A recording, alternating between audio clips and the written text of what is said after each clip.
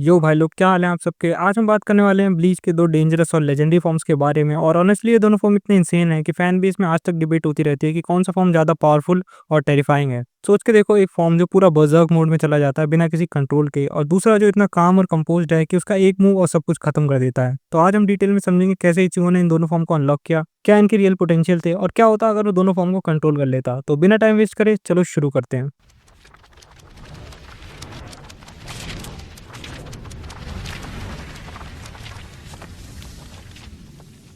सबसे पहले हम बात करते हैं इचिगो की जर्नी की, जो शुरू होती है एक नॉर्मल हाई स्कूल लड़के से जो बस अपनी फैमिली को प्रोटेक्ट करना चाहता था होलोस से। लेकिन धीरे धीरे उसके अंदर की छुपी पावर एक्टिवेट होने लगती है। पहले सोल रिपर की पावर, फिर वाइजॉर्ड का मास्क और होलिफिकेशन की एक ऐसी लिमिट जिसका कोई एंड नहीं। और सबसे ज्यादा शॉकिंग मोमेंट तब आता है जब हिकोमंडो में अल्क्योरा के अगेंस्ट फाइट में इचिगो लिटरली मर जाता है। हाँ भाई, सच में उसका हार्ट टूट जाता है। और उस डेस्परेट मूवमेंट में जब ओरी में चीख रही होती है, उसकी आंखों में सिर्फ एक होप होती है कि इचिगो उठ जाए। तभी होता है सबसे टेरिफाइंग ट्रांसफॉर्मेशन, वास्ते लॉर्ड इचिगो का बर्थ। ये फॉर्म ना सिर्फ पावरफुल था बल्कि एक ऐसा होलो बन गया था जिसका कंट्रोल इचिगो के पास बिल्कुल नहीं था। इस फॉर्म की स्पीड इतनी हाई थी कि अल्क्योरा को पता भी नहीं चला कि इचिगो उसके पीछे कब आया, और उसने बिना किसी मेहनत के उसके हाथ को अलग कर दिया। और भाई उस मूवमेंट में सबको समझा दिया कि ये फॉर्म कोई नॉर्मल होलो नहीं है, ये लिटरली वास्ते लॉर्ड का फाइनल स्टेज है। और अगर तुम सोच रहे हो कि बस इतना ही, तो सुनो, इस फॉर्म की रीजनरेशन इतनी ओपी थी कि जब अल्क्योरा ने इचिगो के सेट को फाड़ के एक बड़ा होल कर दिया था, वो कुछ सेकंड में हील हो गया था बिना किसी स्ट्रगल के। और सबसे ज्यादा इंटरेस्टिंग बात ये थी कि वास्ते लॉर्ड इचिगो कभी थकता हुआ नहीं दिख रहा था, कोई फटीग, कोई वीकनेस, कुछ नहीं। लग रहा था जैसे अगर अल्क्योरा और ज्यादा पावरफुल होता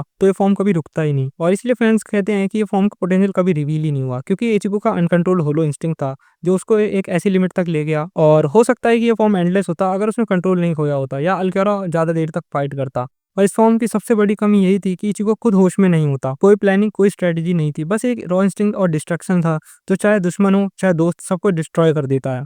अब बात करते हैं फाइनल गेत्सुगा देंशो की, जो शायद ब्लीच का सबसे आइकॉनिक मोमेंट है। जब इचिगो डांगाई ट्रेनिंग में ज़ेंगेत्सु से मिलता है और ज़ेंगेत्सु बताता है कि अगर तुमने ये फॉर्म को एक्सेप्ट किया तो तुम्हें अपनी सारी शिनगामी पावर को हमेशा के लिए खोना पड़ेगा। और इस चीज को सुनकर हर फैन को लगा कि इचिगो शायद हेजिटेट करेगा, लेकिन बिना किसी डाउट के उसने कहा कि वो सैक्रिफाइस करने के लिए रेडी है। और इस सैक्रिफाइस की वजह से इचिगो ने सबसे डिवाइन फॉर्म को अनलॉक किया, जो पावर लेवल में लिटरली उसके डायमेंशन से भी ऊपर था। जब इचिगो ने फाइनल गेत्सुगा को एक्टिवेट किया तो उसकी प्रेजेंस इतनी हैवी थी कि आइजन जैसे गॉड लाइक बीइंग को भी परेशानी हो रही थी उसके रेत्सु को फील करने में। और जब उसने मोगेत्सु का यूज किया, वो एक स्लैश में इमॉर्टल आइजन को भी जमीन पर गिरा दिया। उस मोमेंट में आइजन की आंखों तक में फियर दिखा था कि इवन हो गया, क्योंकि लिमिटलेस इवोल्यूशन भी इचिगो के सैक्रिफाइस को डिफीट नहीं कर सकती। पर इस अटैक की एक बड़ी प्राइस थी। मुगेत्सु के बाद इचिगो की सारी पावर खत्म हो गई और वो वापस से एक नॉर्मल इंसान बन गया, जो अपने दोस्तों को देख सकता था लेकिन उनका पार्ट नहीं बन सकता था। अगर हम वास्ते लॉर्ड और फाइनल गेत्सुगा को कंपेयर करें तो दोनों में सबसे बड़ा फर्क कंट्रोल का है। वास्ते लॉर्ड में इचिगो बिल्कुल आउट ऑफ कंट्रोल था, उसके मूव इंस्टिंक्ट पे बेस्ड थे, वो अपने होश में नहीं था, बस होलो का प्योर रेज जो उसको कंट्रोल कर रहा था। जबकि फाइनल गेत्सुगा में पूरा कंट्रोल और सैक्रिफाइस था, एक काम रिजॉल्व, एक स्ट्रेटेजी, माइंडसेट और एक आखिरी मूव जिसे यूज करते ही सब खत्म हो जाता है, पावर भी और वॉरियर की आइडेंटिटी भी। और अब सोचो, अगर इचिगो वास्ते लॉर्ड फॉर्म कंट्रोल कर लेता तो क्या होता। इमेजिन करो, उस फॉर्म की लिमिटेड स्टेमिना और रीजनरेशन को तुम फाइनल गेत्सुगा के माइंडसेट के साथ कंबाइन कर दो, तो शायद वो पूरी ब्लीच यूनिवर्स का सबसे अनस्टॉपेबल फाइटर बन जाता, और शायद से युवा जैसे विलन भी उसके अगेंस्ट स्ट्रगल करते।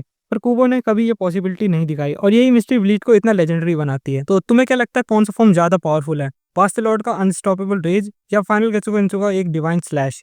नीचे कमेंट में जरूर बताओ। और अगर आपको ये ब्रेकडाउन पसंद आया हो तो लाइक करो, सब्सक्राइब करो और अपने दोस्तों के साथ शेयर करो। और मैं मिलता हूँ आपको अगली वीडियो में, जहाँ पर हम इचिगो और युवा के फाइनल फाइट के बारे में बात करेंगे। तो चलो बाय।